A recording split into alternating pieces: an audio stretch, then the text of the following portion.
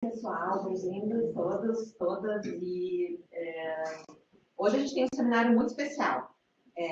Um seminário especial, como já diz o nome, né? E eu só vou relembrar aqui, a gente não tem aquela regrinha do tempo, né? Mas a gente vai deixar um tempinho depois para discussão, né? E eu não vou apresentar o candidato, quem vai para o candidato, não. É o vício. Não é o candidato, é o nosso apresentador especial. Eu vou passar diretamente a palavra para a professora Eliane, que vai apresentar, então, o nosso convidado de hoje. Muito obrigada, em nome do PPGD. Bom dia, pessoal. Prazer ter a todos aqui. Então, hoje a gente vai ter um seminário especial, nosso convidado, o professor Franz Figueroa. Ele, pela segunda vez, aceitou o convite. No passado, ele veio também trazer alguns temas bem interessantes. A palestra dele está vinculada a uma disciplina que eu, a Úrsula e a Maria já damos, da parte de ensino de genética. Então, achamos que esse assunto é muito pertinente e quando fala em inteligência artificial, às vezes bate um certo pânico, como lidar nós, professores, né, na era da inteligência artificial. Será que é um vilão que veio para nos atrapalhar e não nos permitir avaliar adequadamente os nossos alunos? Então, aí surgiu a ideia de convidar o Franz, que trabalha já há bastante tempo com essa área. Ele é Head o X da Apple Developer Academy de Porto Alegre, responsável pedagógico em Porto Alegre do projeto de formação profissional em tecnologia TIC em Trilhas, professor universitário e ex-coordenador do curso de graduação de produção de multimídia e análise de desenvolvimento de sistemas, palestrante há mais de 20 anos nas áreas de User Experience, educação na era digital e storytelling, premiado como Apple Distinguished Educator em 2019, mestre em computação gráfica aqui pela nossa universidade. Franz, te passo a palavra. Por favor, a apresentação para todos nós. Muito obrigado, pessoal. Dizem que o bom filho a casa torna, e é verdade, sim. Me lembrei, passei por esses corredores, me lembrei de todo o meu mestrado, de todas as coisas, dos momentos incríveis que eu passei aqui. Então, me sinto honrado de poder voltar para a minha alma mater e dividir com vocês um pouco daquilo que eu aprendi, até porque muito do profissional que eu sou saí dessa casa. Então, eu fico feliz de poder estar com vocês. A ideia é falar hoje um pouco sobre o papel da inteligência artificial na educação, que eu não tenho respostas. Todo mundo está no mesmo barco, a gente tem um monte de desafios, tem um monte de perguntas, mas temos várias experiências que a gente vai fazendo. A gente já está, por trabalhar na Apple, a gente vai praticando algumas coisas, por trabalhar com educação, a gente também vai fazendo alguns experimentos, a gente vai começando a perceber algumas coisas que dão certo, outras que não dão certo, alguns riscos, alguns cuidados que a gente tem que ter. Então, a ideia é justamente ser um momento de, não uma palestra, mas um momento que a gente possa conversar. Então, fique à vontade para me interromper, se vocês acharem conveniente, fazer uma pergunta no meio. Então, vou dividir um pouco da experiência que eu tenho ali, né? Rapidamente, como já falou, né? Meu nome está ali, meus dados estão ali, se alguém quiser pegar em contato. Eu trabalho na Apple Developer Academy, o PUC é porque ela é sediada na PUC, então o logotipo não dá para separar. E eu tenho uma empresa de desenvolvimento pessoal, onde eu faço justamente algumas atividades focadas também na formação de profissionais. Mas eu queria começar com essa imagem. Essa imagem é muito antiga, quando um ilustrador francês de 1800 e alguma coisa resolveu imaginar como é que seria o ano 2000. Nós estamos em 2024. E me surpreende que ele pegou essa imagem de como seria a educação no ano 2000. Então, olha o modelo, você bota um monte de livro, alguma máquina vai processar esses livros, vai tirar o conhecimento desses livros e vai enfiar esse conhecimento na cabeça dos alunos. É como ele imaginava, assim, tanto que ele se deu o trabalho de desenhar ali, né? E a gente vê que tem até o estagiário ali, ou no nosso caso ali, o mestrando, que está tendo ali o mestrando, que é o cara que está fazendo a máquina girar e os outros recebendo o conhecimento. Mas nada disso aconteceu. A gente percebe que a gente foi evoluindo e a visão que as pessoas tinham do futuro não se realizou, porque quando a gente está no presente, a gente não consegue ter dimensão do que o futuro nos depara. A gente tem pequenos vislumbres, mas a dimensão real do que vai acontecer, a gente não tem. A mesma coisa aconteceu com a internet. Muita gente achou que a internet era uma falácia quando veio, não, isso não vai dar em nada, não vai dar em nada. E hoje, sem internet, a gente não faz absolutamente nada, não consegue nem mais declarar imposto de renda, não consegue pegar um avião, não consegue fazer nada, sabe? Nem namorar, para quem tem Tinder, sabe? A pessoa não consegue mais namorar sem internet. Então, a gente não tinha essa dimensão. A gente achou que a internet seria uma coisa e ela se transformou em algo completamente diferente. Com a inteligência artificial, com absoluta certeza, vai ser a mesma coisa. A gente está agora na infância dela. Então, assim, ela já existe há muitos anos, na verdade, já tem pelo menos uns 30 anos que o termo de inteligência artificial foi concebido e foi trabalhado, tem muita pesquisa na área de TI, mas agora que ela virou, digamos assim, de acesso público, para grande público. Então, qualquer pessoa hoje com acesso à internet, que é todo mundo praticamente, consegue entender um pouco da inteligência artificial, consegue usar ela, mesmo sem ter o conhecimento do que ela está fazendo. Então, a gente percebe hoje nos colégios que os adolescentes, as crianças estão usando o chat GPT como anos atrás a gente passou a usar o Google. Eles não sabem a dimensão, não sabem nem o que estão fazendo. Então, é uma criança pequena que viu o pai usando uma tesoura, pega a tesoura e acha que sabe usar a tesoura e termina cortando o que não deve, cortando o próprio dedo, sangrando. Então, basicamente, a gente vê que os nossos jovens estão fazendo isso.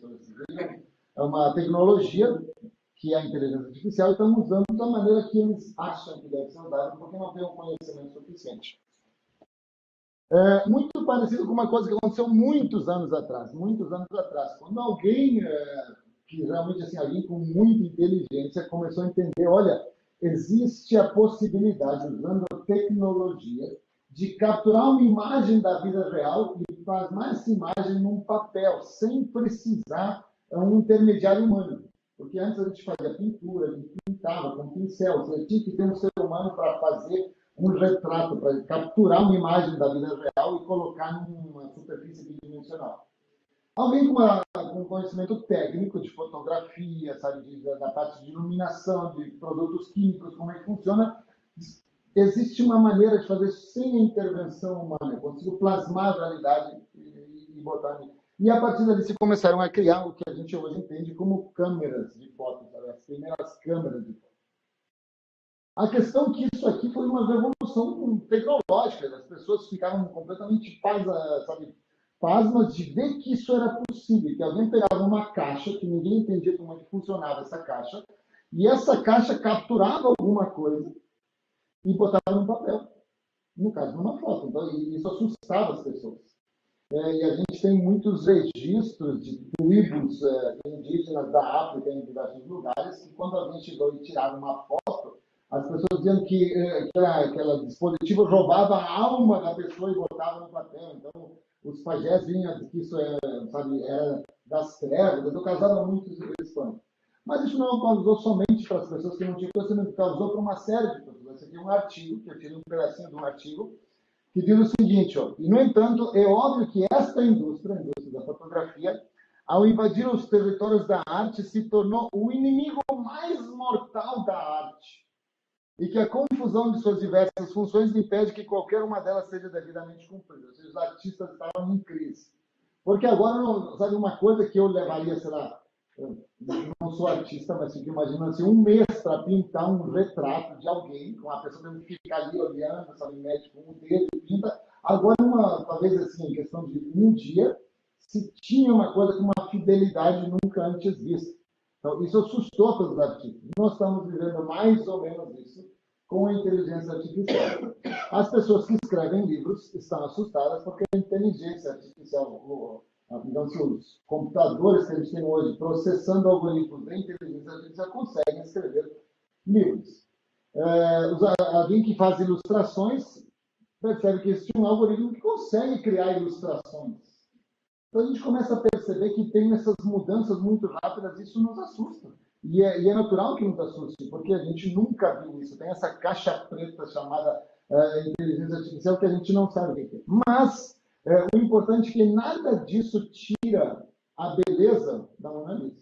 A gente ainda, mesmo tendo fotografia depois de tantos anos, a gente continua admirando a Mona Lisa. Mas as fotos são muito melhores. A gente sabe que as fotos podem ser mais realistas. mas a gente vê por trás da Mona Lisa o trabalho que alguém teve. A gente vê, olha o que Leonardo da Vinci fez, olha as pinceladas. A gente tem como ser humano a capacidade de separar uma coisa que foi feita por uma máquina o craft, a habilidade de construção que um ser humano teve por trás da Mona Lisa. Então a gente admira não somente o resultado, como a gente admira o processo e tudo que essa pessoa teve que estudar e trabalhar para fazer. Então, a primeira coisa que eu quero deixar bem claro é que, como seres humanos, sim, existem pessoas que só valorizam o resultado.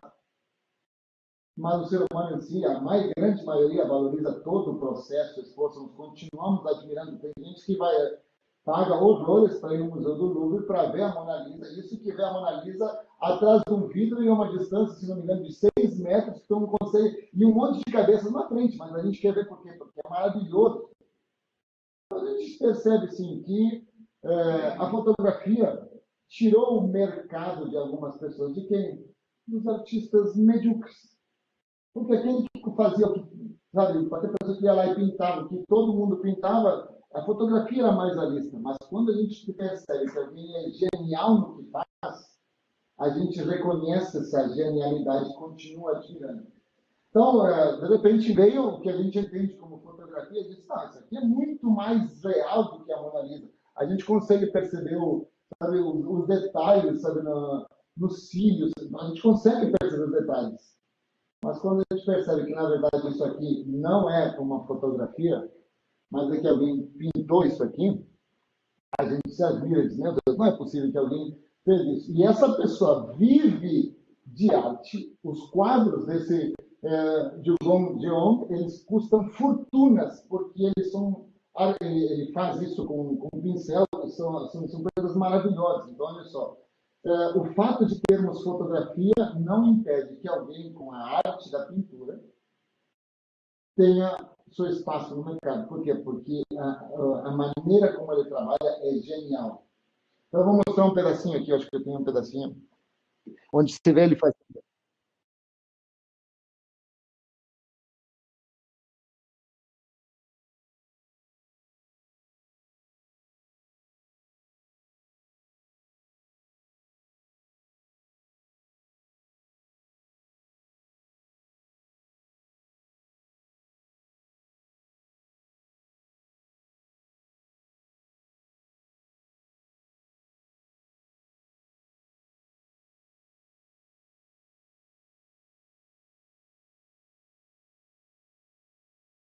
Eu quero que a gente perceba como a gente valoriza isso. Nós, ainda mais, quem trabalha na educação, como nossos professores, para nós, esse trabalho é genial. Qualquer professor de arte teria orgulho de dizer, não, esse aluno foi meu aluno. Então, isso é uma coisa que a gente precisa entender. Que, embora, sim, a inteligência artificial, como qualquer tecnologia, vai ocupar alguns espaços no mercado, sempre o profissional excelente vai ter seu reconhecimento. Por quê? Porque está por trás todo o trabalho, todo o conhecimento, toda a arte que ele tem.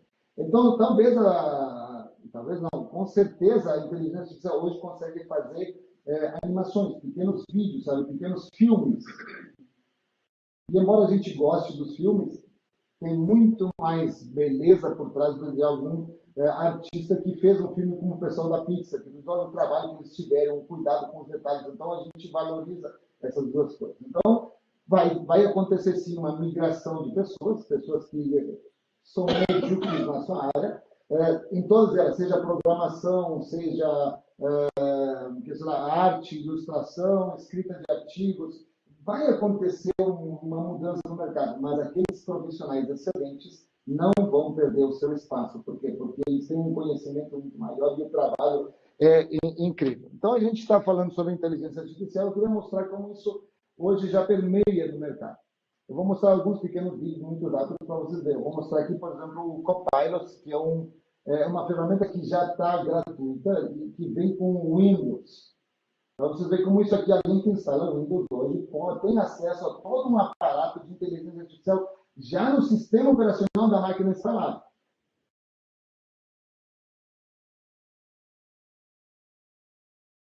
Integrado no Windows, aí eu consigo escrever, fazer perguntas, trabalho com documentos, eu posso dizer, olha, me dê um resumo disso aqui.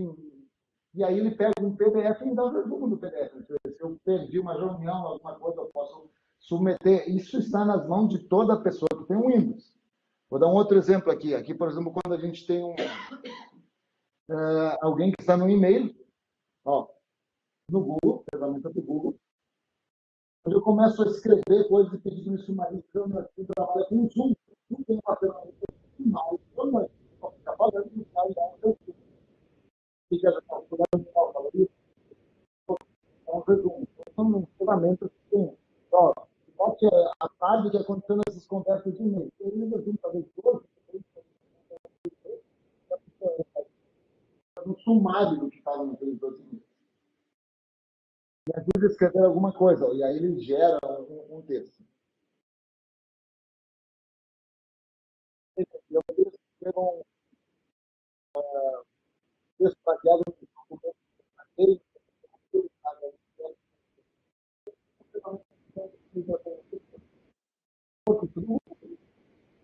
está disponível. No Zoom temos a mesma coisa. Aqui temos um outro exemplo, por exemplo, onde eu consigo criar via texto imagens. Coloque essa cena no inverno e automaticamente a ferramenta da Adobe constrói todos os recursos. Então, hoje eu não tenho acesso, digamos, eu não sou um ilustrador, mas eu posso entrar numa ferramenta que me faça uma ilustração de uma pessoa jogando futebol no inverno com a camisa do time da Argentina. E ele me cria aquilo ali. Então, essas ferramentas estão se tornando cada vez mais comuns. Hoje não temos mais como escapar. Por quê? Porque elas estão sendo ubíquas, sabe? Elas estão indo em todas as coisas. Temos ferramentas online tipo Canva, que permite fazer pequenas peças gráficas. Canva tem inteligência artificial, que eu posso criar uma série de recursos. Então, cada vez eu tenho mais e mais ferramentas que estão permitindo a criação de coisas que eu não sei fazer. Então, a inteligência artificial vem nesse sentido. A ideia dela, a proposta dela é ajudar as pessoas a fazer aquilo que elas não têm conhecimento. Eu não sou um ilustrador, mas eu preciso de uma ilustração que me mostre alguma coisa. Então, eu consigo, com uma ferramenta, fazer tal coisa. Ou eu sou um professor, vou dizer, de uma área bem específica do conhecimento, como por exemplo, física, e eu não sou um bom palestrante, mas eu tenho que palestrar e preciso fazer uns slides que saia do padrão do fundo branco com bullet points pretos. E aí eu vou numa ferramenta artificial que tem no PowerPoint, que é o Create, assim, ó, melhora isso aqui. Aí ele pega o conteúdo do meu, sabe, da minha apresentação, o conteúdo, que foi eu que escrevi, e ele cria umas imagens para deixar isso esteticamente mais agradável, porque eu não sou da área do design. Então, a ideia da inteligência artificial é cooperar com algumas coisas que a gente não tem conhecimento. Por exemplo, um tempo atrás eu tive que demitir uma pessoa, não é minha função demitir ninguém. Aí, o meu chefe não estava ali e coube a mim fazer a demissão. E eu digo, tá, como é que faz uma demissão? Eu trabalho no 11º andar, assim que a pessoa se atire pela janela do 11º andar. Demitir é uma coisa horrível, não sei a situação financeira da pessoa, não sei como é que ela vai aceitar, mas coube a mim porque era o único, assim, o responsável pela área. E aí eu fui no chat GPT e disse assim, olha, preciso demitir um funcionário que não está mostrando bom desempenho, e já é a terceira vez que teve a conversa, mas faça de uma maneira sutil, sabe, que evite mágoas. Eu escrevi uma série de coisas, ele me deu um script que meu Deus, eu jamais chegaria nisso, porque eu não sou da área do RH, mas assim, cara, isso aqui é muito bom. Até me deu vontade de ser demitido, tão legal que estava no negócio. Então, isso não é minha área, mas eu tinha que fazer alguma coisa. E eu recorri para um especialista na área de RH, só que ele é digital. Por quê? Porque eu não tinha ninguém nesse momento para fazer essa função, para me orientar nesse sentido.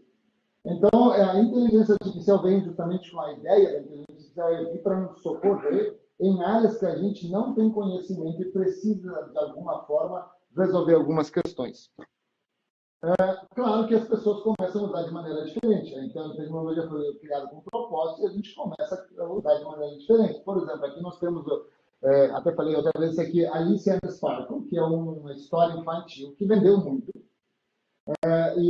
O autor dessa história infantil até foi hostilizado por algumas pessoas, porque ele foi na inteligência artificial, olha, me escreva uma história infantil onde tem uma menina que trabalha com um robô e o robô tem esse nome, e o ChatGPT criou toda uma história.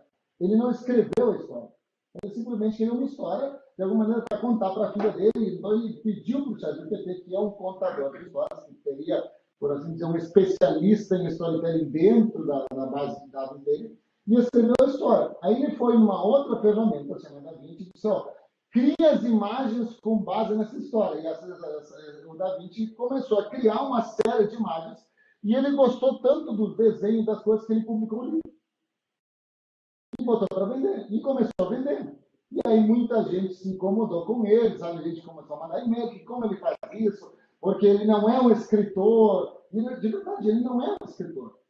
Mas ele queria, de alguma maneira, cooperar com a filha dele, contar uma história, de a filha dele, acho que chama-se Alice, e ele queria um robô. Então ele inventou uma coisa e pediu para um especialista na área, um especialista digital, fazer isso. Porque as pessoas que são da área da ilustração e da área do storytelling se sentiam ofendidas porque alguém, por assim dizer, tirou o espaço deles. Ele deveria ter pago para alguém, sabe, conhecedor dessa área. Ele não pagou nada, ele usou o site que tem. Ou se pagou R$90 por mês. Mas isso começou a crescer, e cada vez mais essa palavra inteligência artificial começou a crescer nos meios, e todo mundo começou a falar, e todo mundo começou a ficar assustado, porque quando sai uma nova tecnologia que a gente não entende, a gente fica assustado, e é normal. E começamos a ter esse curso, como por exemplo, esse curso aqui da Escola Kunkel, que é uma escola que tem assim, bastantes cursos, que publicou um tempo atrás na internet, no Instagram, para assim, ó, curso gratuito de inteligência artificial. Com uma série de especialistas bem renomados no Brasil, completamente gratuito. Isso foi muito legal. Eu entrei, realmente eles explicavam o que era inteligência artificial, qual era o papel dela, como trabalhar uma série de... Então, uma empresa muito conhecida deixou por um tempo específico gratuito o curso. Hoje o curso acho que não é mais gratuito, você tem que pagar, mas está na sua base de dados para as pessoas entenderem e saber como usar essa tecnologia. O propósito dela é justamente, ó, temos uma tecnologia, como é que se usa isso? Como é que se usa isso? Casualmente, eu trabalho nesse projeto, num projeto chamado Chicken Trilhas, que é uma série de cursos gratuitos. Nós temos apoio do Ministério da Ciência e Tecnologia, e a ideia é fazer cursos gratuitos para a formação de profissionais na área de TI. Somos 10 instituições no Brasil todo fazendo isso, e uma dessas instituições fez esse curso gratuito, Introdução ao Aprendizado de Máquina. Aprenda sobre Machine Learning. Então, vocês podem gratuitamente entrar, tem inúmeros cursos gratuitos. Então, uma das coisas que as pessoas perceberam, olha, todo mundo está querendo saber sobre Machine Learning. O que é Machine Learning? Como é que funciona isso? Mas, por outro lado, também tem pessoas que usam a tecnologia da maneira inadequada. E isso nós temos muita gente no YouTube. E não só muita gente no YouTube, muita gente que vai ensinar as pessoas no YouTube a fazer coisas erradas, principalmente para aqueles que têm menos conhecimento, como os nossos alunos. Então, eu quero mostrar um vídeo que até mostrei a última vez que eu estive aqui, bem rápido, para você ver o que esse YouTuber diz a respeito.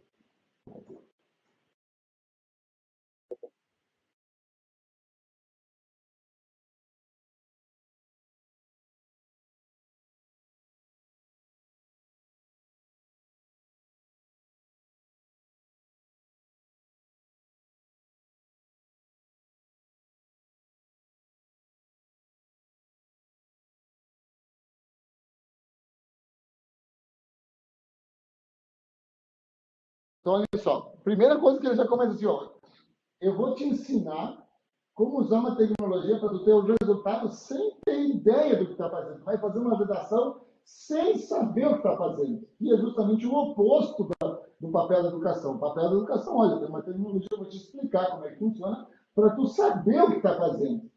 E ele já sabe, os professores vão me matar nisso. Por quê? Porque ele entendeu que essa tecnologia está justamente assim, à disposição para as pessoas obterem os resultados, sem ter noção do que está acontecendo. Então, é o que está acontecendo no YouTube. Muitos alunos nossos seguem esse padrão. Eles estão realmente preocupados apenas com o resultado, não com entender o processo. Isso é um reflexo da educação, provavelmente, que ele teve. Ou como ele entende educação, que ele foi no colégio com o objetivo de tirar notas para passar, mesmo que eu não saiba o que está acontecendo na minha vida. Então, é o reflexo de como ele pensa, de como ele vê a educação. Por isso que ele está fazendo esse vídeo no YouTube. E, com certeza, muita gente está indo, né, nessa onda de usar a tecnologia sem saber o que está acontecendo. Então, sim, temos as duas coisas. E muitos dos nossos alunos seguem nesse sentido. Então, a gente já começa a perceber que talvez um dos primeiros papéis que nós devemos cuidar, quando a gente fala em inteligência artificial na educação, é ensinar as pessoas a usar a tecnologia da maneira correta. Não só que ela existe, mas nosso papel como docentes, como professores, como pessoas mais maduras, é ensiná-los a usar da maneira correta. A usar da maneira correta. Só que para ensinar a usar da maneira correta, implica que eu tenho que saber usar a inteligência artificial. Então, o primeiro desafio tem que meter a mão na massa. Tem que entrar, pegar, assinar o ChatGPT, ou pegar e fazer testes, e testar, até que a gente consiga entender exatamente como é que isso funciona. Uma vez que eu entendo, eu vou conseguir entender benefícios, malefícios, como eu devo usar, quando eu posso usar ou não. Eu sempre fui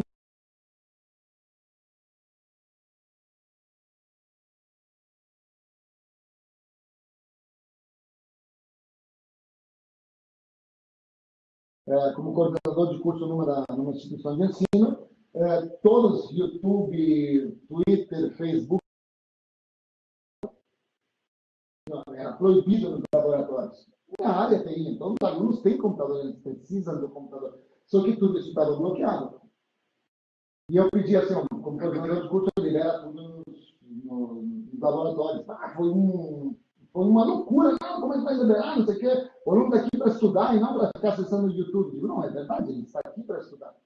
Minha maior preocupação é que eu, como docente, não estou ensinando ele a usar essa tecnologia. Eu estou evitando que ele use. E ele vai aprender o uso depois, quando ele sair da faculdade. Por que isso me assusta? Porque antes dele sair da faculdade, é o aluno, é o Carlos. Quando ele sai da faculdade, é o Carlos que estudou na URGS. Então, agora, tudo que o Carlos fizer vai junto à instituição de onde ele saiu. Se ele passar o CATRUA, todo mundo diz, cara, como é que a URGS deixou passar alguém que faz essas coisas? Porque agora ele sai com o nome dele estampado na testa ou no peito. Então, meu grande play foi, olha, preciso ensinar a usar o YouTube. Porque quando se ele não usa aqui na faculdade porque está bloqueado, quando ele conseguir o primeiro emprego dele, e o chefe ou a empresa tem um computador com tudo liberado, ele vai passar o mês inteiro acessando vídeo no YouTube, fazendo um monte de coisa, porque ele não sabe usar, ele não aprendeu a usar. Porque agora meu nome está em jogo. Então, eu preciso que liberem tudo, porque eu preciso, ao longo da formação dele, ensinar. Tu pode usar, mas não é o momento. Tu pode usar, mas não dessa forma. Então, toda uma discussão pedagógica ali, mas liberado. E era muito comum, assim, os alunos começarem a usar, e aí, no meio da conversa, professor, desculpe, eu não ouvi. Eu sei que não ouviu. Pode repetir, não posso. Mas como assim, professor? Eu falei aqui que tu estava acessando o vídeo do Whindersson Nunes. Parabéns, tu ficou com o Whindersson Nunes, teus colegas ficaram com o conhecimento. Ah, mas não é justo. Concordo, não é justo que eu esteja aqui falando que tu não está prestando atenção. Mas tu decidiu, então não tem problema. Quem sabe na semana que vem tu presta atenção. Aí eles começam a entender, olha, eu posso usar, mas o meu uso tem consequências. E essas consequências são positivas ou negativas. Então, a ideia é justamente formar profissionais. Com a inteligência artificial, a gente vai ter que fazer a mesma coisa. Até porque ela é uma arma tão poderosa, uma tecnologia tão poderosa, que hoje, coisas que a gente nunca imaginou que seriam possíveis, são possíveis. Eu posso pedir para ela, escreva um código de computador, um programa de computador na linguagem tal que faça isso, isso e isso. Que a gente considerava que programação envolvia um ato criativo de alguém com, no mínimo, qualidades mentais elevadas. A máquina faz hoje. O ChatGPT consegue fazer isso sem problema nenhum. Então, muito aluno que não sabe o que é programação pode fazer isso. Eu sei que ele não vai durar no mercado. Eu sei que ele não vai durar no mercado, porque ele vai pegar o código do ChatGPT, que muitas vezes pode ter erro, vai botar no computador, vai dar erro e ele não vai conseguir saber onde está o erro. Por quê? Porque ele nunca trabalhou o aprendizado, ele simplesmente vai copiar. E aí tem essa revista aqui, ó, do MIT, que ele fez uma edição inteira sobre inteligência artificial. A inteligência artificial está chegando na sala de aula. E, para mim, a parte mais significativa foi essa parte aqui, de muitas coisas, essa parte aqui, ó, que ele fala que a cola já existiu sempre. Ó. A cola não é um problema novo.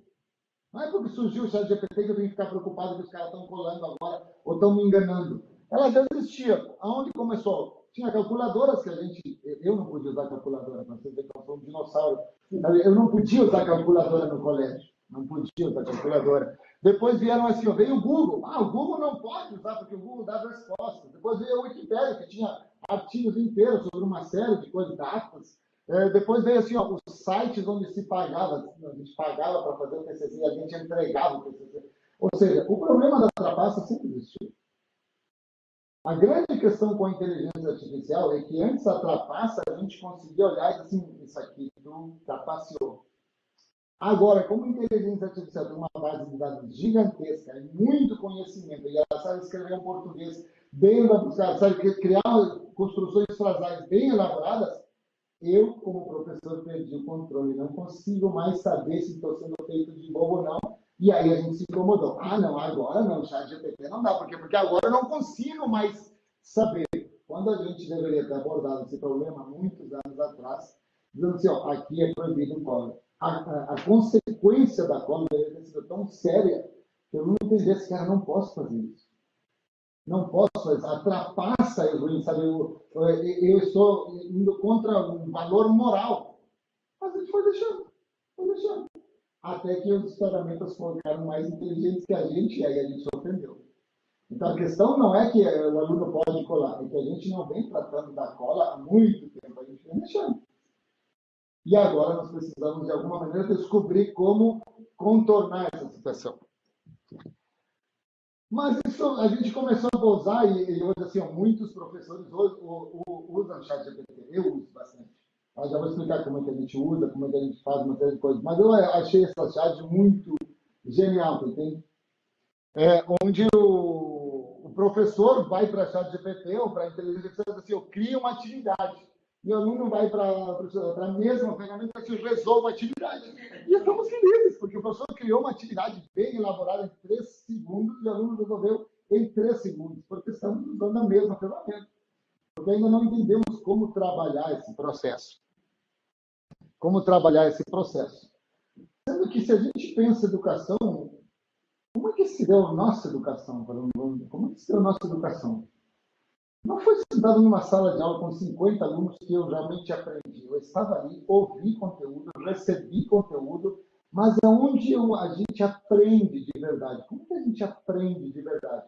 É quando a gente tem um tutor, quando a gente tem alguém que consegue estar do nosso lado e nos ajudar de uma maneira personalizada quando eu erro.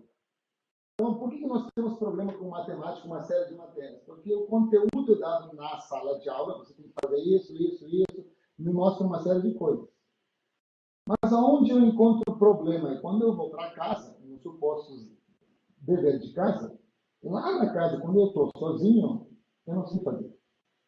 Porque eu não tenho a quem recorrer, por quê? Porque eu estou em casa sozinho. Aí eu volto no outro dia e eu recebo, não, muito ruim, mas é que eu não sei fazer. Ou eu errei e não sei aonde eu errei. Por quê? Porque no erro e na compreensão do erro que está o aprendizado. Quando eu faço alguma coisa, não deu certo, eu digo, por que não deu certo? Esse momento da reflexão em cima do erro é que traz o aprendizado. E aí onde o professor ou o mentor é que entra ali. Todos nós temos algum professor que diz, olha, quem me ensinou mesmo foi fulano e tal. E a gente não está falando do conteúdo, ele está, cara, esse professor me impactou porque me fez entender como é que as coisas. E a inteligência artificial, se for bem aplicada, pode vir justamente nesse sentido aqui, dela ser um tutor, para quando o aluno tiver dúvidas ou tiver problemas que ele não consegue entender, ele tem acesso a alguém que possa explicar ou levá-lo a pensar a respeito do processo. Então, existe sim possibilidade hoje de inúmeras iniciativas onde a inteligência artificial, bem elaborada, não dá resposta para o aluno.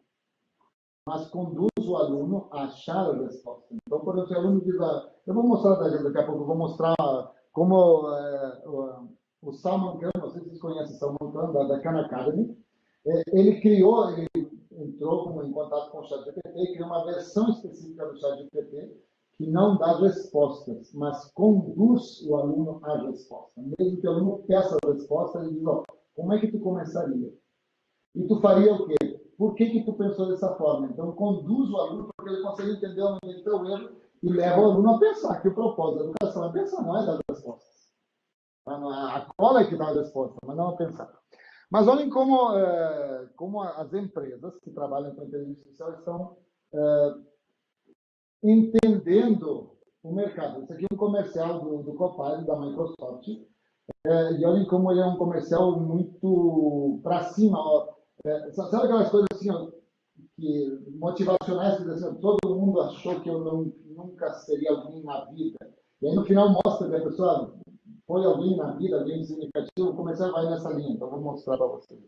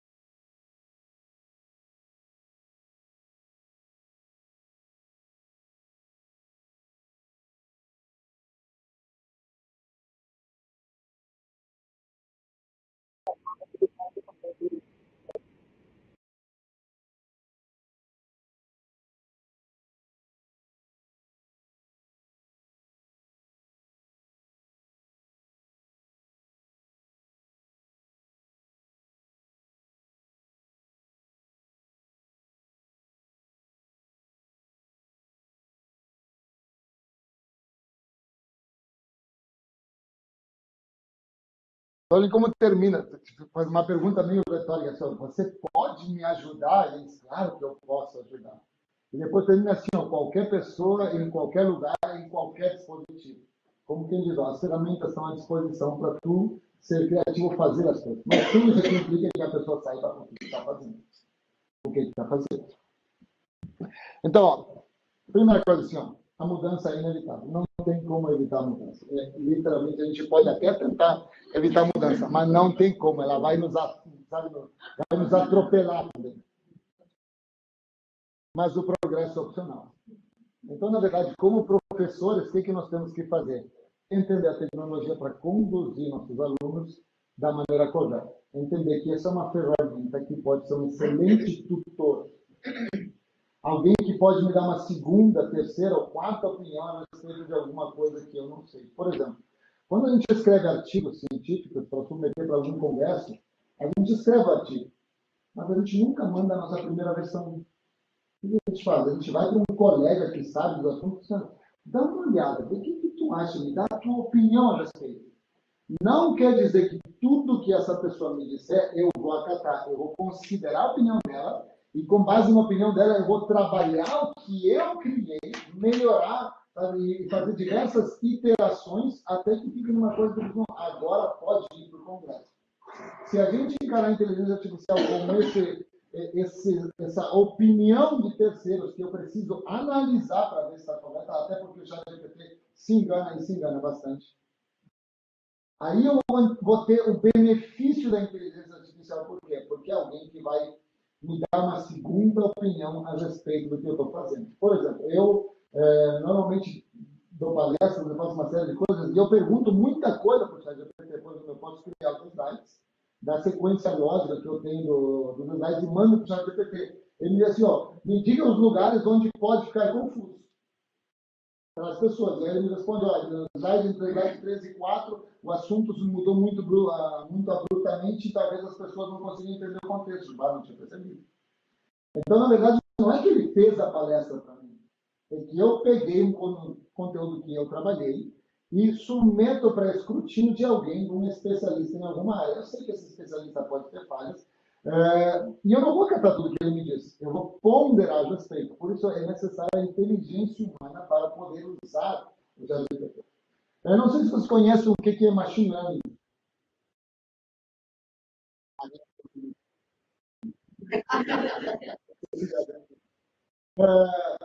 Alguém sabe como é que uma máquina aprende? Ela aprende. Então, na verdade, como é que uma máquina aprende? Eu vou fazer um. Não sei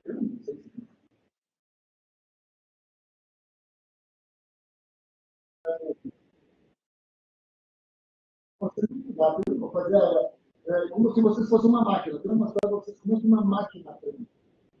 Então, para isso, eu construí uma história também, assim, uma pequena história. Eu uso isso aqui na sala de aula, tá? Onde temos um alienígena que chegou no Brasil. Normalmente eles descem tudo em São Francisco, nos Estados Unidos. Mas esse aqui resolveu descer em Porto Alegre, não sei por que motivo resolveu descer em Porto Alegre. E aí desceu, só que esse alienígena, ele não fala português, ele não consegue se comunicar conosco. Então, o que, que ele tem? A gente descobriu que ele consegue a única palavra no momento, e essa única palavra é blur. A pessoa que ele sabe falar. Porque a gente não sabe o que, que o blur quer dizer. Então, o que, que nós vamos fazer? Como se fosse uma máquina, o que, que o computador faz para aprender o significado da palavra blur. Ok? Então, a gente vai mostrar uma série de imagens para ele, e ele vai dizer se é blur ou não é blur. A gente vai tentar descobrir o que, que blur significa, ok? Podemos fazer esse exercício bem simples. Então, vamos lá. Isso aqui é um blur ou não é um blur? A gente não sabe. O que, que a gente faz quando não sabe? Chuta. Ou não é um? O que vocês acham? É ou não é um blur? Aí ele disse, isso aqui é um blur. Ok, já entendemos que isso aqui é um blur. Então, vamos ver. E isso aqui é um blur ou não é um blur? Aí o alienígena disse que não. O alienígena disse que isso aqui não é um blur. Essa imagem não é um blur. Esse aqui também não é um blur. Vamos pegar aqui. E esse aqui? Aí ele disse que é um blur. Muito bem, olha só, estamos aprendendo. Isso aqui? Isso aqui não é um blur. Olha só, estamos conseguindo nos comunicar aprendendo. Isso aqui? Esse aqui é um blur. Esse aqui? Esse aqui não é um blur. Olha, estamos conseguindo aprender, estamos como uma máquina olhando imagens, reconhecendo padrões e nós chegando numa conclusão de que isso aqui é um blur. Isso aqui. Ok, muito bem, acertado. Esse aqui é um blur. Esse aqui. Também é um blur. Esse aqui. Esse aqui é um blur. Isso aqui é um blur.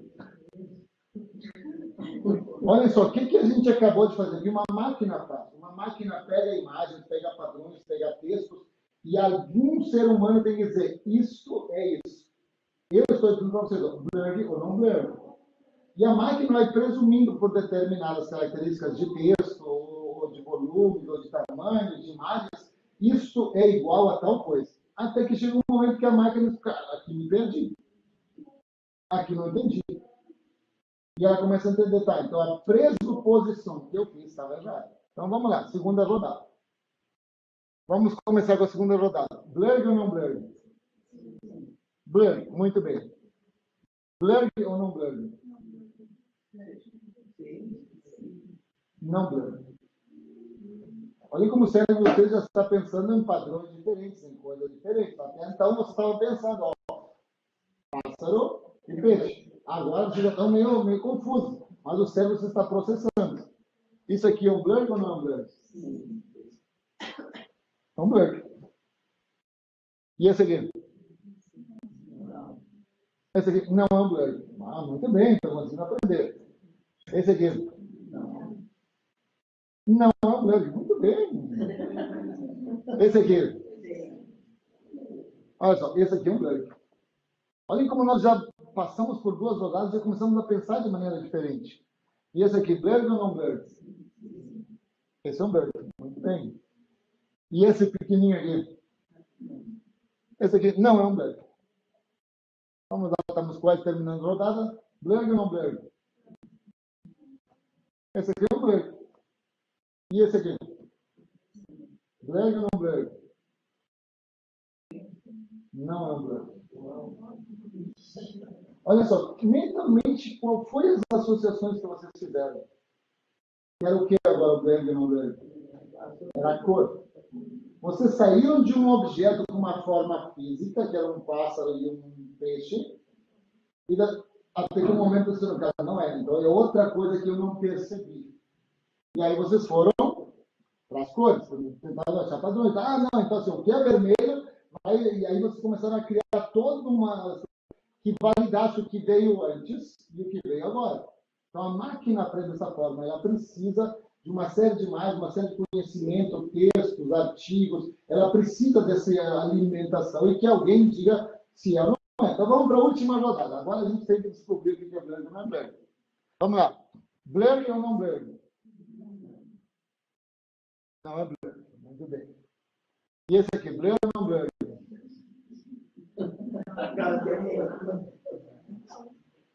Esse aqui não é o Blurg.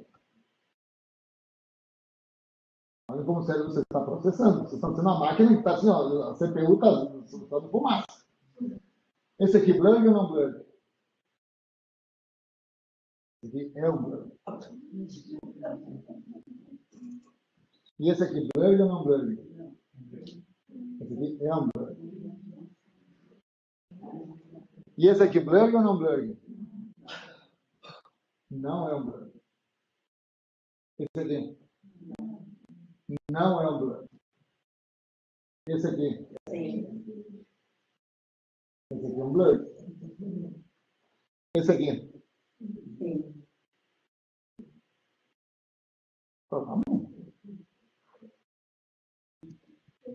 Esse aqui é um Blurg. Esse aqui? Não é um Blurg. Esse? Esse aqui é um Blurg. O que é Blurg? O que é Blurg na cabeça de vocês? Hã? Pois, responde a dúvidas. Só, vocês passaram por uma série de jogadas aprendendo com base de imagens e padrões. A máquina é exatamente a mesma coisa. A máquina é exatamente a mesma coisa. Mas olha só, por que eu fiz de propósito isso aqui? Porque quero que você entenda como existem algumas coisas que são fundamentais para o aprendizado de máquina. Primeira delas, ó, você construiu o seu próprio conhecimento. Cada um de vocês foi construindo conhecimento na cabeça de vocês. Certo ou errado, vocês foram construindo conhecimento com base na informação que foi dada. Segunda coisa, o erro essencial ao aprendizado. Vocês não tiveram problema em errar, errei. Mas não ficaram assim, errei, essa coisa não presta para nada, vou embora. Ou seja, o erro faz parte. Quanto mais eu erro, menos eu erro. E terceira coisa interessante aqui, ó, que o tempo e a prática melhoram tudo. Se fosse só a primeira rodada, vocês estariam completamente perdidos. Então, a aprendizado de máquina, o ChatGPT ou qualquer uma dessas ferramentas se baseia nessas coisas aqui. Eu preciso dar para ele dados que ele vai analisar e dizer, é isso. Eu vou dizer, não é isso, é tal coisa. E aí ele vai processar, e quanto mais ele processa, mais ele acerta, como vocês fizeram, porque a base de dados foi gigantesca. Por isso que o salto do ChatGPT 3 para o 4 foi gigantesco, porque o ChatGPT teve até 2019. E depois teve toda a base de dados, se pegaram mais artigos, mais coisas. Então, quanto mais artigo científico eu coloco, mais eu entendo artigo científico. Eu digo, escreva como alguém que fez um artigo científico. Com 2 artigos, ele não vai saber escrever direito. Agora, com centenas e milhares de artigos, ele vai escrever exatamente com a mesma linguagem, com a mesma forma, com a mesma escrita. Imagens também, quando eu digo assim, desenho um cachorro. No início não sabe desenhar um cachorro, mas à medida que eu vou dando o cachorro, ele vai construindo. Mas uma questão da inteligência artificial, olha só. Vocês viram que propositalmente eu enviesei as primeiras rodadas. Eu queria levar vocês a acreditar no início que era o quê? Um pássaro em peixe. Ou seja, a inteligência artificial está isenta de erros? Não. Está isenta de manipulação? Não. Por quê? Porque eu manipulei. Eu poderia levar e botar mais imagens para que vocês saíssem daqui dizendo que o Blurg sabe, um pássaro. E vocês iam achando que isso era verdade, só que eu manipulei pelos dados que eu coloquei e levei até um determinado ponto. Então, a gente tem que ter cuidado, porque a inteligência artificial pode trazer tremendos erros com base nos dados que ela forneceu. Recentemente estava ouvindo um podcast e o especialista no podcast que ele teve uma série de problemas que inesperados, porque ele estava gravando o podcast e pediu para a ferramenta fazer um resumo, um sumário do podcast, para botar na descrição do podcast, para ninguém ter que ouvir tudo. Então, era um pequeno sumário. Esse podcast falou sobre isso, um resumo bem pequeno, antes da pessoa ver. Só que ele automatizou, ele pediu para a inteligência artificial, escuta tudo que a gente gravou e faz um sumário. E por algum motivo ele disse assim, ó, no meio do podcast, ele disse assim, não, porque ele estava falando de uma questão tecnológica, aí eu resolvi sair do armário. Nós falamos que tecnologicamente ele resolveu sair do armário. Ele ouviu o resumo, copiou o resumo e botou o resumo ali. E no dia seguinte, quando ele acorda, um monte de gente disse, ai, que feliz que tu te assumiu. E ele disse assim, o que ele está falando? Eu não consigo entender. Ele não conseguia entender. Por que você tantas mensagens no Twitter e e-mail? Ah, que legal, eu gosto de gente que se posiciona. E ele não sabia de onde era isso. Por quê? Porque pela base de dados, a palavra sair do armário estava exclusivamente ligada a uma opção sexual. Não a sair de alguma, sabe, tipo, assumir que eles sabiam cientista ou alguma coisa ali. Então, seria enviesado. Aí, óbvio que ele fez todo um podcast a respeito daquilo. Então, assim, ó, podemos ter erros, muitos erros. Então, a gente tem que ter cuidado e ensinar os alunos que as coisas podem estar erradas. Vou mostrar aqui o Salman Khan, vou tentar acelerar aqui, porque esse aqui é um vídeo que está na internet, não vou mostrar tudo. Deixa eu...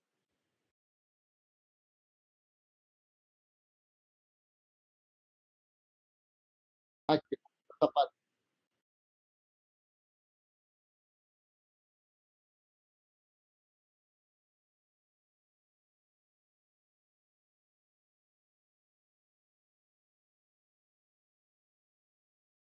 Olha só, o que ele está explicando? Que aqui tem, nesse portal de ensino, que tem ensinando matemática, aqui tem uma equação, eu resolvo a equação. Só que ele tem agora esse caminho, que é a inteligência artificial, que não dá respostas. E ele botou ele do lado, e qualquer estudante pode clicar nesse tutor, ele chama de tutor virtual, para pedir ajuda.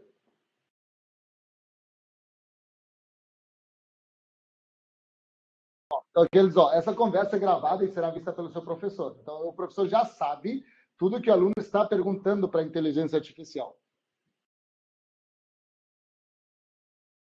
Ó, o que o aluno perguntou? Me diga a resposta. Me dê a resposta. Olha só, ele diz assim, ó, não, eu não vou te dar a resposta. Ele diz assim, ó, qual tu acha que deve ser o primeiro passo para resolver a equação?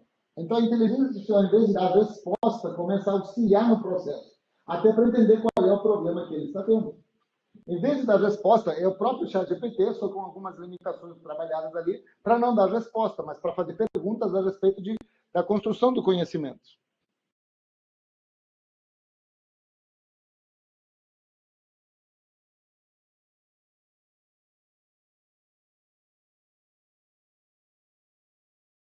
Só, o aluno cometeu um erro e ele pergunta, por que tu cometeu erro e trabalha no sentido de levar a pessoa a entender o problema.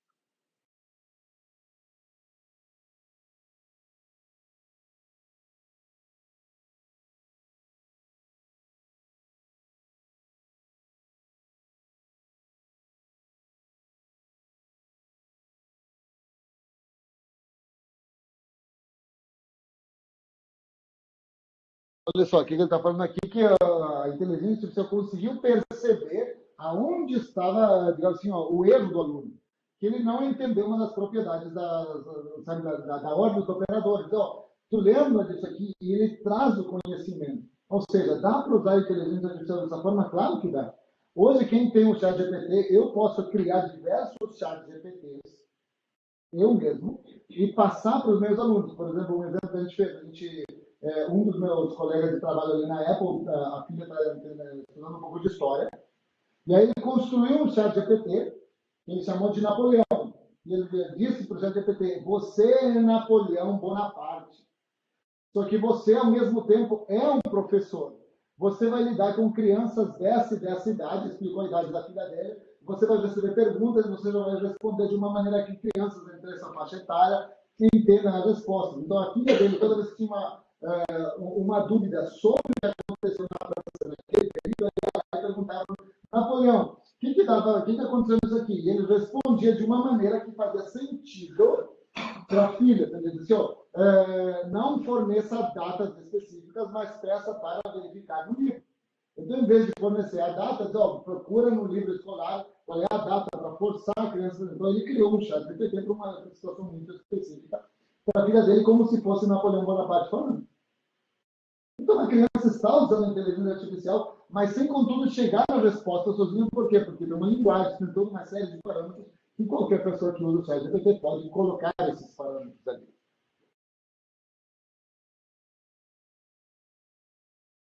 Olha só.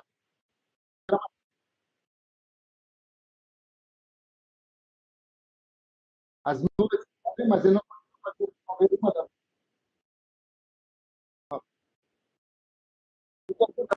nuvens.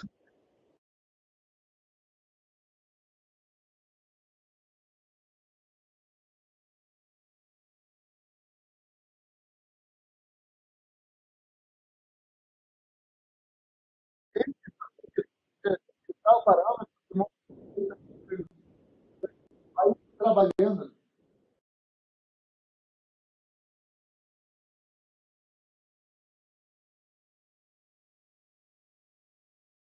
Vou parar ali. Então, eu quero que vocês percebam que a inteligência não pode ser usada, mas a gente tem que saber como usar, ensinar como usar e dar parâmetros para ela. Eu dei alguns parâmetros para conduzir vocês ao erro. No início achando que era um animal, depois achando que era uma cor, até que botei as imagens finais, justamente que eu queria que vocês chegassem ao conhecimento. Então, nós, professores, temos que trabalhar isso. Por quê? Porque os alunos estão usando. Se eu conseguir preparar antes, eu já crio um cenário onde eu vou conduzir ao aprendizado.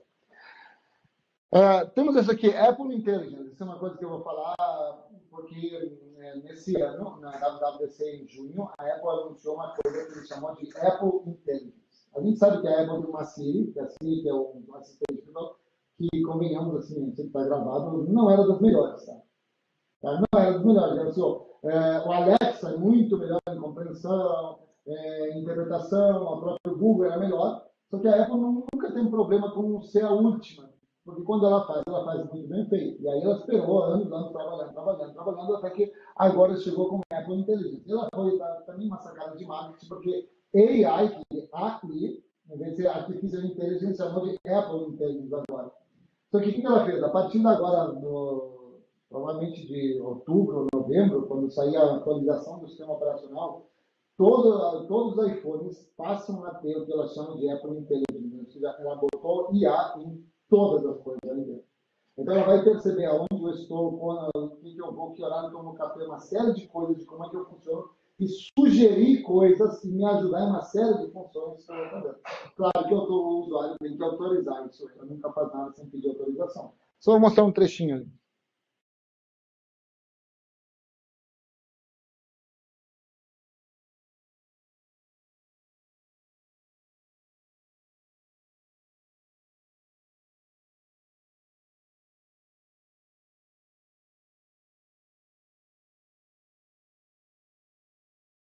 Questão de que eu escrevi uma coisa, eles querem não está muito profissional. Bota o conteúdo que eu botei de uma maneira profissional. O que ela faz? Ela pega um especialista em linguagem e troca as palavras para ser uma coisa mais profissional. Ou escrevi uma série de coisas, mas gostaria que fosse assim, só pontos. Aí eu faço um sumário com pontos. Isso vai estar em cada iPhone. Em qualquer Mac, em qualquer iPad. Então, nossos alunos vão ter acesso a tudo isso na hora que tiverem um aparelho desse nível. Eu vou adiantar um pouquinho mais aqui.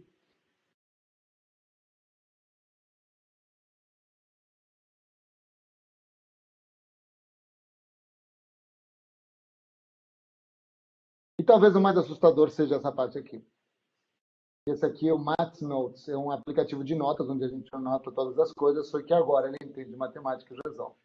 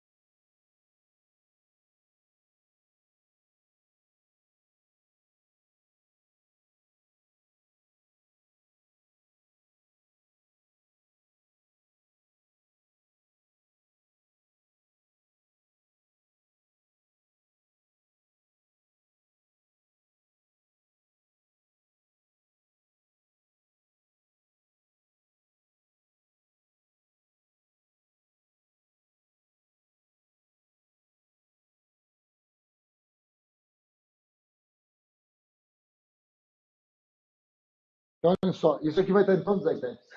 As crianças, desde que nascem, estão com o iPad. Então, olha só, a parte mais importante agora é que nosso papel é ensinar a usar as coisas corretamente. Ensinar a usar. Por quê? Porque eles vão ter recursos que nós nunca tivemos desde pequenos. Desde pequenos. A gente cansa de ver caras na praia, em algum lugar, até praia de concertos, em shows, com as crianças com o iPad, o pai dá o iPad, para o cara ficar tranquilo. Na hora que ela escrever, sabe, 7 vezes 5, já vai dar o resultado. Não precisa fazer nada, não precisa botar o igual, já vai dar o resultado. Então, nosso papel passa a ser ensinar como usar. E aí vou para uma coisa bem prática. Vários artigos, tem inúmeros artigos que mostram justamente como, aqui, ó, como a inteligência artificial vai mudar a educação, de Stanford. Esse aqui, por exemplo, é da EdTech, aqui, e aí eu separei algumas coisas importantes. Como delas, ó, discutir inteligência artificial agora não é mais opcional, é obrigatório em qualquer instituição de ensino. Aqui, as universidades têm que preparar os estudantes para profissões no quais eles vão usar a inteligência artificial cada vez com mais frequência. Ou seja, eu tenho que preparar meus estudantes. Por quê? Porque eles levam o meu nome, está escrito URGS. Se o cara não souber usar de maneira correta, nós temos um problema. E por último, as universidades que querem estar na frente devem considerar como a inteligência artificial pode acelerar o workflow de trabalho, o acesso aos estudantes, uma parte da pesquisa, retenção, admissão, ou seja, a inteligência artificial vai estar em tudo. Vai estar em tudo. E aí vou começar a dar alguns exemplos. Tá? Alguns exemplos. Não tenho a menor ideia do que eu fiz. Tá? Eu só botei ali, como eu sou da genética, eu botei assim, questão de pós-graduação em genética. E aí um documento gigantesco. Eu copiei literalmente, esse é o enunciado, eu só copiei e botei no chat GPT. Nem dei uma questão, só copiei. Não sei se a resposta está certa ou errada. Eu só peguei uma questão de pós-graduação num concurso e botei para o chat GPT. E a resposta que ele me deu foi essa aqui. Então, começou toda estruturada. Para esquematizar a análise de variância nova para os 15 tratamentos do milho, do autotratamento, variedades e continuou. Conforme daí me deu uma tabela, me deu aqui as fórmulas e continuou aqui. Questão de pós-graduação num concurso. E eu só copiei. Ou seja, ela tem uma base de dados sobre essa área gigantesca. Um aluno pode entrar sem saber absolutamente nada porque usou isso aqui de alguma forma. Então, eu preciso, como professor, conseguir perceber se o aluno usou ou não usou isso aqui. Tá, se a gente olha como o aluno fez isso aqui, na hora que ele mostrou isso aqui, não foi tudo que fez. A gente sabe que essa complexidade, esse trabalho. Mas aconteceu com meu filho. Meu filho fez um tempo quando estava no colégio, uns anos atrás. Ele fez tinha que fazer, acho que o resumo de um livro, e apareceu o resumo. Eu olhei assim, mas na hora que eu botei esse filho, não foi tu que fez. Ele perguntou assim, claro, não, foi tu que fez. Foi o ChatGPT, foi. Mas tu sabe, filho, tu não escreve assim. Pior que é mesmo. Aí ele voltou no ChatGPT e botou assim, escreva a mesma coisa de uma maneira mais juvenil. E aí o artigo começava, bora lá, vamos fazer uma... Eles só mudou a linguagem, escrever a mesma coisa. Agora a professora não vai saber. Não, mas eu sei, eu vou falar para a professora. Por quê? Porque eles entendem como as coisas funcionam. Então, o que a gente precisa entender? Hoje, talvez, o que a gente precisa engenheiro de prompt é saber como pedir as coisas para a inteligência artificial. O maior conhecimento hoje não está em usar, mas em saber como pedir as coisas certas para obter os resultados certos. 99,9% dos nossos alunos não sabem fazer. Eles usam o ChatGPT como se fosse Google. Ou seja, escrevem qualquer bobagem e o resultado é muito ruim. Mas o aluno que entende isso vai ter um ganho gigantesco profissional. Se nós soubermos fazer isso, e eu quero mostrar algumas coisas. Eu fiz um teste, tá? Acabei de lançar um novo produto, o Apple Card. Chutei, tá? Não existe Apple Card, tá? Para você saber. Recebi 12 mil pré-encomendas, por favor, escreva um e-mail para o meu chefe com essa atualização. Isso é o que eu botei. Pode ver sim, Google. O resultado que ele me deu é isso aqui. caro o nome do chefe. Espero que esse e-mail o encontre bem. Gostaria de compartilhar uma atualização emocionante sobre o recente lançamento do nosso produto, etc. Atencionalmente, e aí eu assinaria ali. Essa foi a resposta que eu dei. Por quê? Porque eu estou usando ele como se fosse o Google. No chat GPT eu preciso, ou melhor, não posso chamar de chat GPT, na inteligência artificial eu preciso pensar 10 vezes mais para saber o que pedir para obter o resultado que eu quero. Então eu mudei o prompt, ó. Deixa eu ver. Não, cadê o? Botei aqui, ó. Desculpem aqui, ó. Mudei para isso aqui. Você é o gerente sênior de produto da Apple e acaba de lançar o mais recente produto. E aí comecei, ó, encomendas que é 200% superior à meta. Tem uma série de coisas. Então, por que eu mudei? Olha, mudei todo. Olha o trabalho que isso aqui me deu para escrever. Porque eu entendo que para o meu chefe, esse aumento de 200% é significativo. Ou seja, eu precisei pensar. Antes que eu escreva um e-mail para o meu chefe. Botei, o e-mail deve incluir uma seção de, botei aqui, o too long didn't read, que é uma maneira de dizer assim, ó, me faz um resumo bem rápido para o cara não ter que ler todo o e-mail. Tá? Depois, ó, histórico do projeto, porque esse produto surgiu, sessão de resultados de negócio, etc, etc. Terminar com uma sessão dedicada a agradecer ao produto e à equipe de engenharia. Então, olha só, para isso aqui eu precisei pensar muito mais do que só pedir. E o resultado foi isso aqui. Completamente diferente do resto. Então, saber pedir para uma inteligência artificial é um grande segredo hoje. Hoje eu trabalho muito, todos nós trabalhamos com isso, ó, histórico do projeto, resultado dos negócios, meta inicial, desempenho de uma série de coisas. Aqui está um resumo. O chefe não tem que ler tudo. Então, olha a diferença dos resultados. Só que o aluno não sabe disso. E o aluno pede coisas que na hora a gente descobre. Vou contar alguns exemplos e mostrar algumas coisas que a gente usa na prática. Esse aqui, por exemplo, vamos olhar que estava aqui. Ó. Isso aqui é uma questão que a gente usou na vida real, tá? Numa disciplina da computação.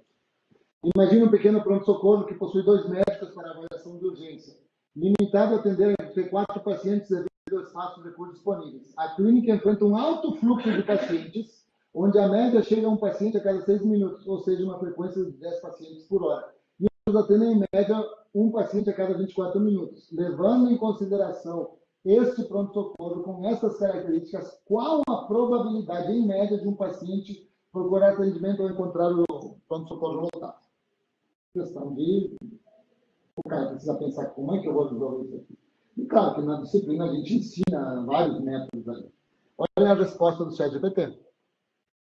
Podemos usar uma fila de uma série de variáveis aqui. No seu caso, a taxa de chegada, lambda, o número de participantes por hora, e aí vai descrevendo aí, ó, aqui continua. Isso é ChatGPT. Ele me deu todas as fórmulas. Agora, a questão é que o aluno entrega isso aqui.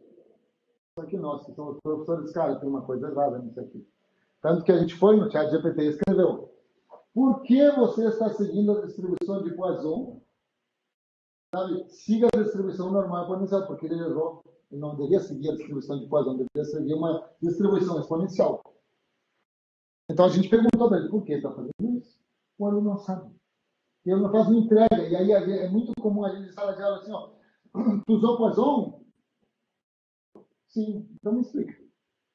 Ele não sabe nem que existia, porque a gente não ensinou isso.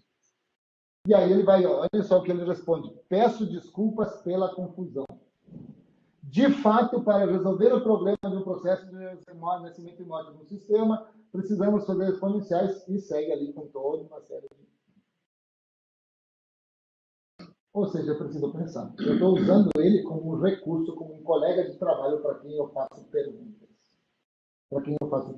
E continua ali por diante. E aí segue uma. Eu quero que vocês percebam como justamente a gente precisa trabalhar as coisas. Vou mostrar um outro prompt. Esse aqui não foi eu que fiz, foi um outro colega meu. Isso ele escreveu. Esse é o pedido. Preciso organizar o material para uma disciplina. Só que olhem a quantidade de coisas que ele... Vou mostrar o que ele escreveu. O ChatGPT entender o que ele quer.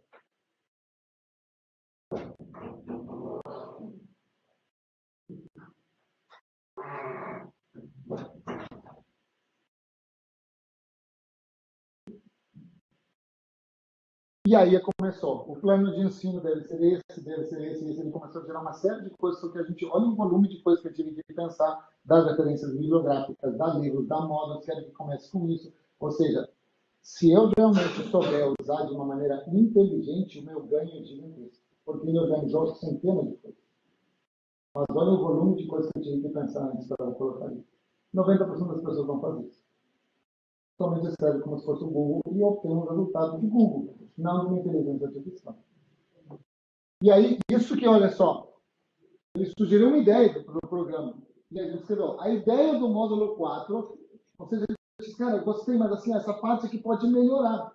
E aí o sistema vai... Então, na verdade, a inteligência artificial é uma coisa que a gente constantemente está trabalhando. É uma conversa com um especialista. É uma conversa. Não tem uma resposta. Eu começo a perguntar, não gostei disso aqui, tu pode melhorar a opção, deixar mais claro. Não, está muito confuso, tu pode mudar a linguagem, pode... E a gente trabalha até que a gente chega num resultado plausível. E aí eu vou me encaminhando para o final.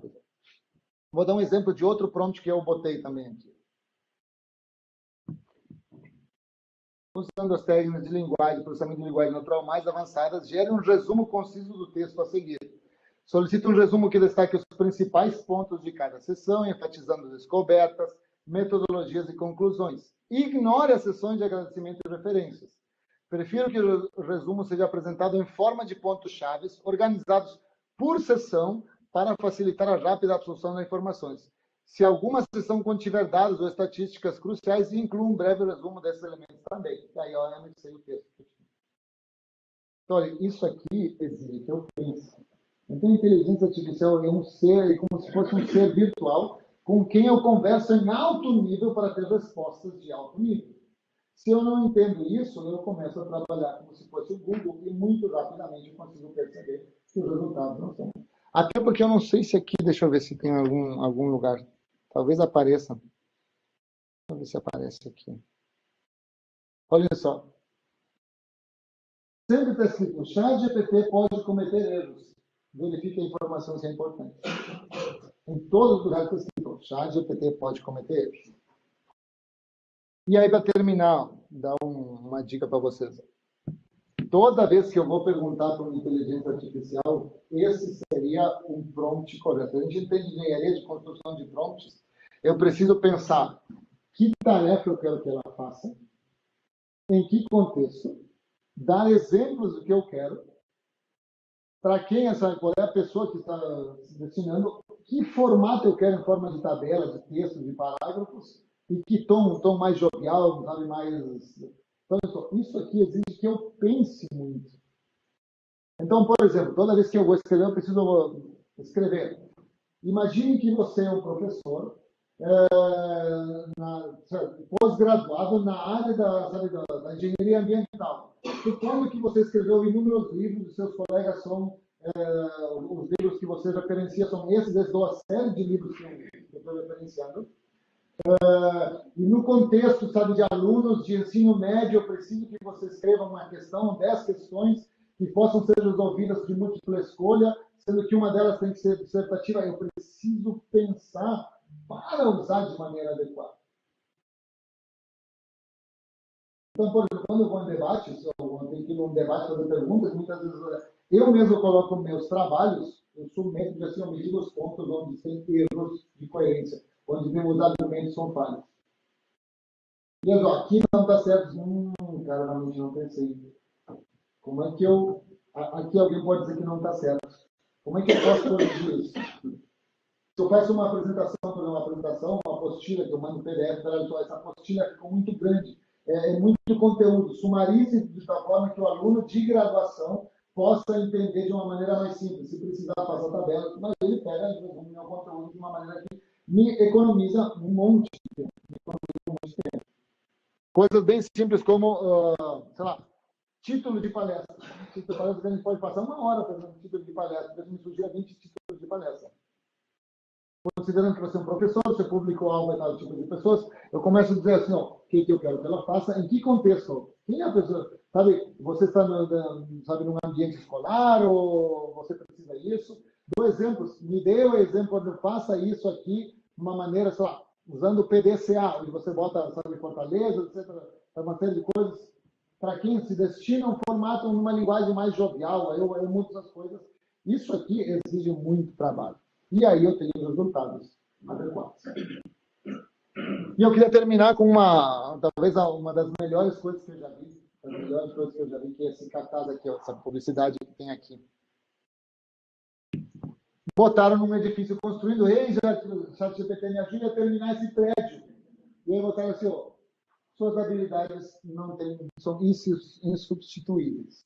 Porque, na verdade, nossas habilidades são insubstituíveis. O que nós temos agora na educação é alguém que pode ser um tutor extremamente personalizado para a vida do aluno, para que ele possa compreender. Então, o nosso papel é ensinar as pessoas a usar a tecnologia da maneira correta. Se a gente não ensinar, é que nem coisa assim, talvez sou mal, assim, que nem sexo. Se os pais não ensinam como é que é o sexo, as crianças vão aprender lá na rua. E aí vão aprender tudo errado, sabe tudo, sabe, da maneira errada sem entender. Se a gente não ensina como dirigir um carro, eles vão aprender por conta própria, vão dirigir errado, sem entender sabe, o que dá certo, o que fazer as coisas. Então, na verdade, nosso papel é entender que nós temos um tutor, um especialista do lado, que pode usar em muitas coisas, mas ele tem parâmetros, ele pode ser enviesado e ele pode ter erros. E nós temos que ensinar o aluno a lidar com essas coisas. Obrigado. Desculpem se passei do tempo. Fico aberto a perguntas agora, se alguém quiser.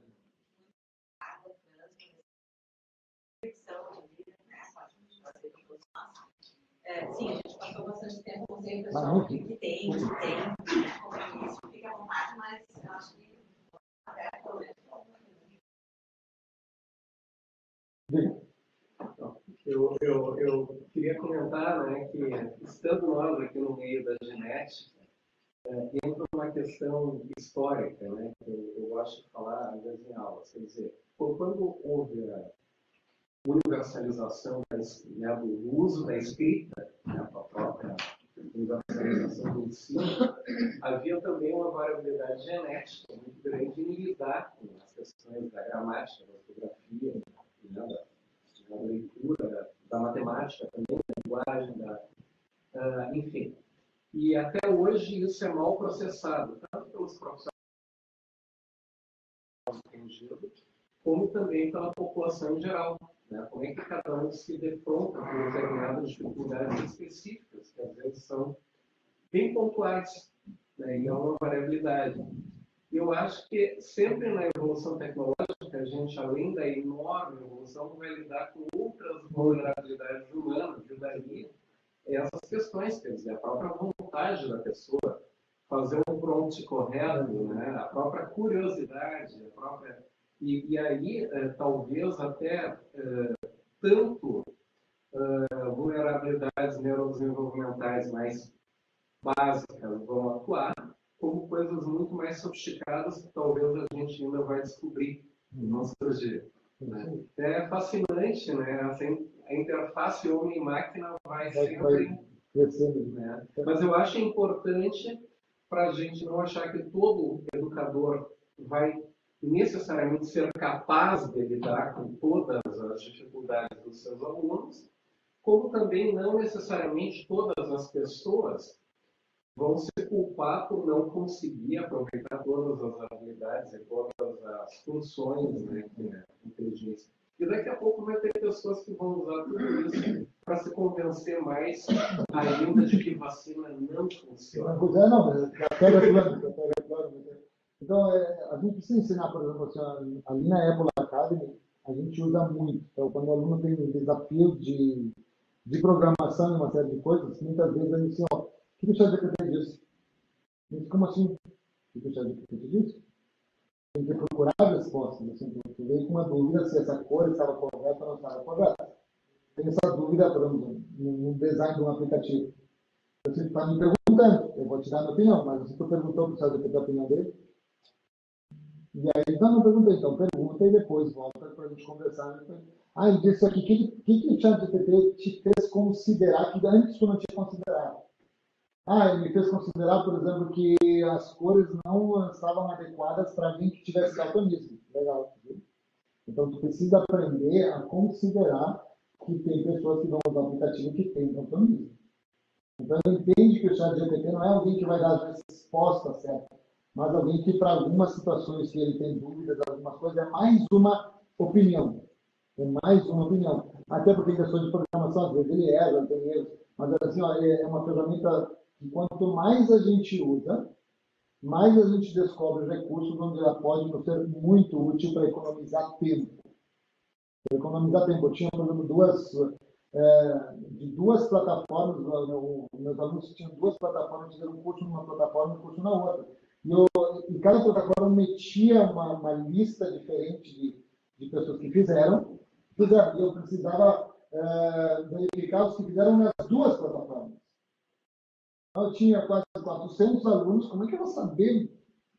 Eu tenho que fazer uma planilha em Excel e um monte de coisa. Aí eu subi os dois PDFs. Me encontro nessas duas planilhas os alunos cujo nome está somente em um dos arquivos. Eu assim, eu tenho 30 segundos para mim. Eu teria levado um tempo enorme fazer fórmula no Excel, subir. E são coisas que, digamos assim, para o nível que eu estou, não devia gastar meu tempo com essas coisas tão. Então, assim, para várias coisas, automatização, recursos, preciso por exemplo, esses dias eu precisei de uma ferramenta chamada Airtable, que eu uso muito, e eu precisava que ele conduzisse 2 ou 3 tabelas, porque ele tem uma linguagem de programação específica dele, e eu não sei essa linguagem, porque é uma linguagem específica do Airtable. E assim, eu me faço um script considerando essas 2 tabelas que verifiquem isso aqui na outra. Eu não tenho tempo para aprender uma linguagem, sabe, de script do Airtable para fazer uma coisa que vou usar uma vez. Eu pedi para o ChatGPT, ele me fez um script automático assim, na linguagem, peguei, botei na plataforma, rodou tranquilo, deu um errinho ali, corrigiu ele, porque eu entendo de programação, sabia onde estava o erro. E pronto, resolvi assim, questão de 30 minutos já resolvi uma coisa que poderia levar um monte de tempo. Diga. Eu adorei aquele videozinho dos peixes que saltaram. Eu acho que comentasse durante todo o tempo que a gente precisa ensinar a lidar com isso. Não seria que a gente tem que ensinar ética? Isso. Que a gente, durante muito tempo, não ensinou valores. A gente se preocupou só com ensinar conteúdo. Porque o conteúdo fica em todo lugar e agora o conteúdo é explicado e sabe, a gente tem que ensinar a ética vai fazer com que a gente use da maneira correta. Né? Eu acho que a gente tem que trabalhar bastante sempre isso. Nós tivemos agora, a Apple criou um programa chamado AI for Academies, que como ela lançou essa Apple Intelligence, ela tem que todos os alunos dos academies onde eu trabalho têm que saber usar a inteligência artificial de maneira ética. Então, por exemplo, até o ano passado, ensinar duas APIs que a gente tem, que é Create ML e Core ML, são duas coisas que a Apple tem dentro dela, que ensina machine learning, então os alunos podem colocar isso nos seus aplicativos. Isso era assim, ensinar machine learning era opcional dentro do programa. Nós ensinamos os alunos porque entendemos que a era significativa. Agora ela tirou de opcional no programa e botou como core, ou seja, agora é obrigatório todo aluno da Academy saber essas duas coisas. Mas ela incluiu um outro objetivo, ensinar o uso ético do machine learning. Então agora eu, como professor dentro da Apple Academy, tenho a obrigação trabalhista, por assim dizer, moral, de ensinar a usar isso, não somente a tecnologia, ensinar o uso ético dessa tecnologia.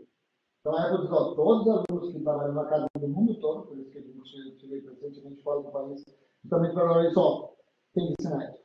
Tem que ensinar ética. Então, ela não quer que nenhum aluno que tenha passado da Apple Academy, que tenha acesso a essa tecnologia, use de maneira errada.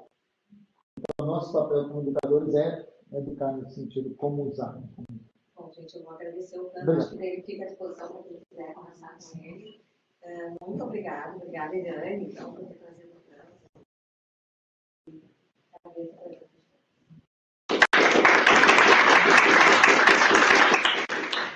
Obrigado.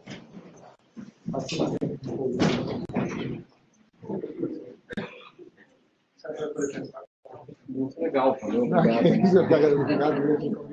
Depois eu passo a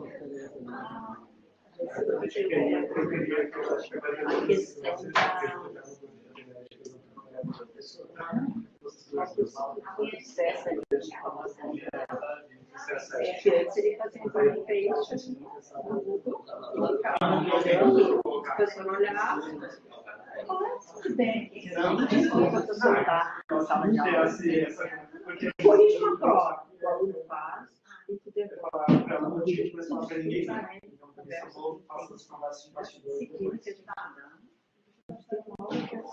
Avaliação que já é.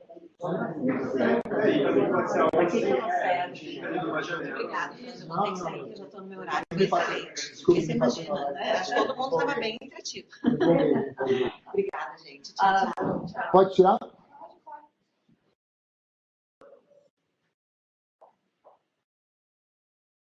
É para fechar aqui ou não fecho?